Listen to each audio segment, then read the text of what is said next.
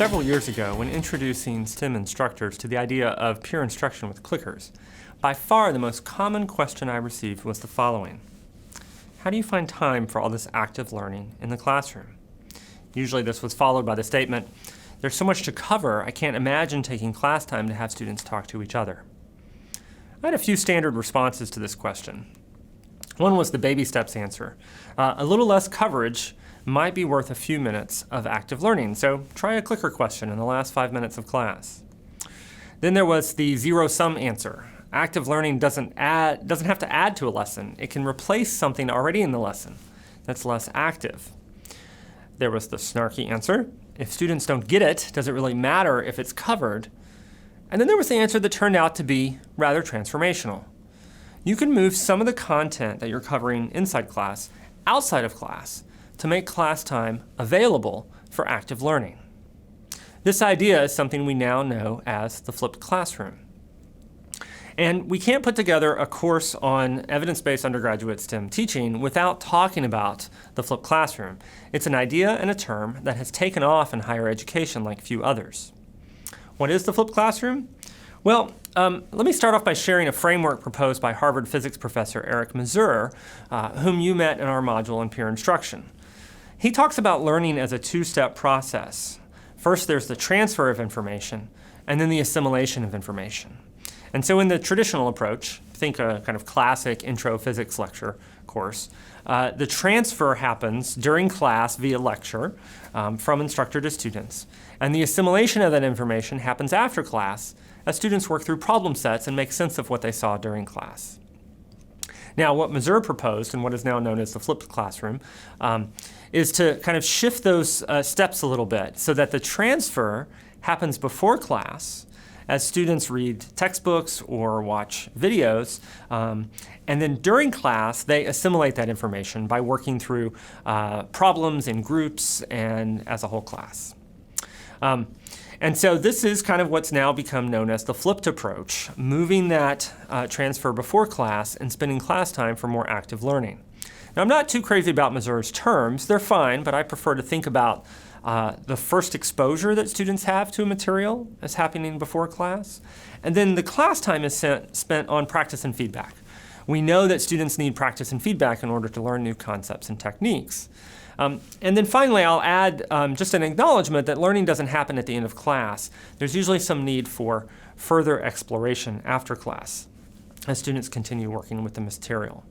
And so this is how I think of the flipped approach. First exposure before class, practice and feedback during class, and then perhaps some further exploration after. What does this look like in practice? Well, let's look at a quick example from my own class, a statistics course that I teach. I should note, though, that first exposure, this idea that students need some kind of initial encounter with material so that then they can make some sense of it later, that's a term I got from a book called Effective Grading by Barbara Walvard and Virginia Anderson from 2009. And I really like this term. My visual metaphor here is kind of the first few steps as you climb up on a playground, right? You've got to take those first steps in order to get to all the good stuff at the top. So in my statistics class, I flip my classroom by having my students read their textbook before class. It's a great textbook. It's got all the information laid out quite nicely for them, so I'll ask them to read a section of the textbook and then respond to some online open-ended questions as a pre-class quiz of sorts. These questions are usually delivered either through a course blog or a course management system, maybe Google Forms. And I grade these questions on effort, not accuracy. I don't expect students to master the material just by reading their textbooks, but I do want them to dig into it and try to make some sense of it. And I find this as a kind of effective way to motivate them to do so.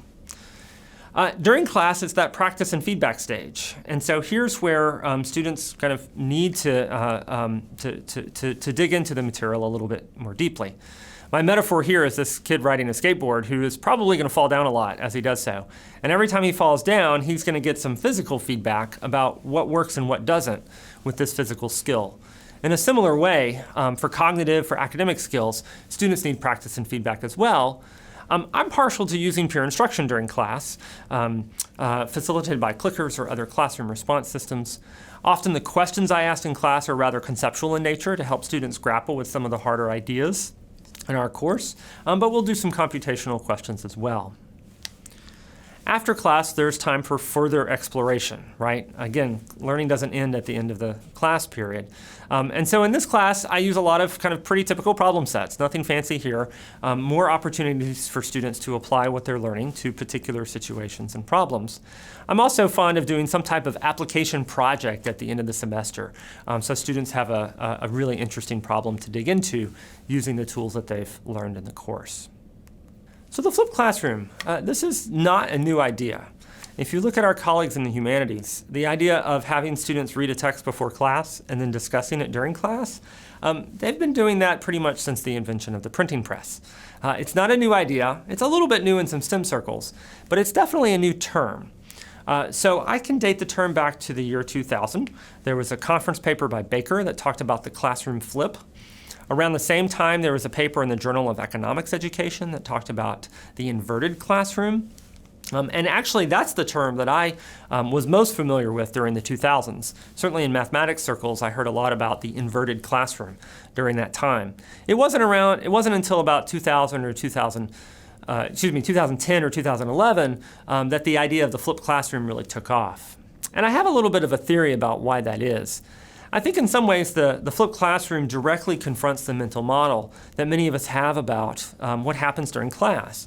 All right, if I think of class time as a time for me to get up and lecture to my students and help them understand material, the flipped classroom says to that idea, you know what, you don't have to do that anymore. We can take that lecture, we can move it online, students can do it outside of class, and you can do something else during class. Some instructors find this exciting. It's an opportunity for more active learning, and that's what they want to do. Other instructors find this a little bit scary. If I'm not lecturing in class, then what am I going to do? But on some level, STEM instructors have to have some kind of answer to this if they think of themselves as someone who kind of lectures during class. And so, as a result, the flipped classroom, unlike some other pedagogical concepts, has really become part of the discourse in higher education these days. And I think that's a really good thing, because the flipped classroom poses a really critical question. How can we make the most of the relatively limited time we have with students during class? Here on my campus, we teach, maybe a Monday, Wednesday, Friday class that meets for 50 minutes each day. That's 150 minutes I have in the classroom with my students. That's precious time. How can we make the most of that time? So, what I want you to do between the end of this video and the next one is to think about what questions you have about the flipped classroom. In the next video, I will try to predict your questions based on many conversations I've had with faculty about the flipped classroom and provide a few answers in something I'm calling the flipped classroom FAQ. Before then, though, I think it's helpful for you to think about what questions you might have about this model. And I'll see you in the next video.